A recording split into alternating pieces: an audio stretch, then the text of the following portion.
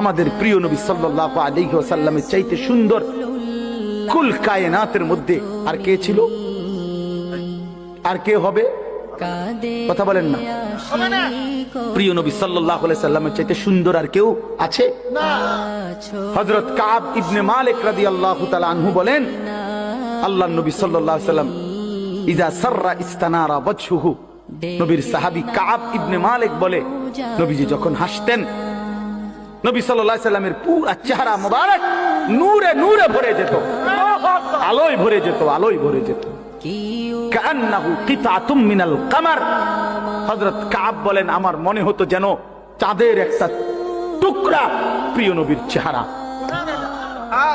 এমন সুন্দর ছিলেন তিনি। শহরে যারা থাকে তাদের উদ্দেশ্যে বেশি বলছে এটা, কারণ এটা অনলাইনে যাবে। শহর কেন্দ্রিক জীবন ব্যবস্থা ত্যাগ করতে হবে।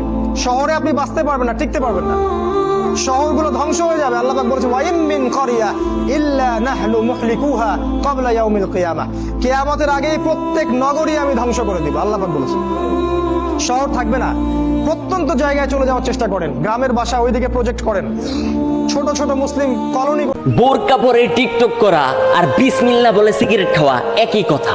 বিসমিল্লাহ বললেই সিগারেটটা হালাল হয় না, বোরকা পরে টিকটক করলেই ওই টিকটক হালাল হয় না, ওটা গুনাই হবে। ফাতেমা রাদিয়াল্লাহু তাআলা আনহু একদিন বলেন, আমি যেদিন মারা যাব কোন পরপুরুষ যেন আমাকে না দেখতে পারে, তারা যেন এটাও বুঝতে না পারে আমি কতটুক লম্বা ছিলাম, আমি কতটুক বেটে ছিলাম, আমার স্বাস্থ্য কি মোটা ছিল নাকি চিকন ছিল।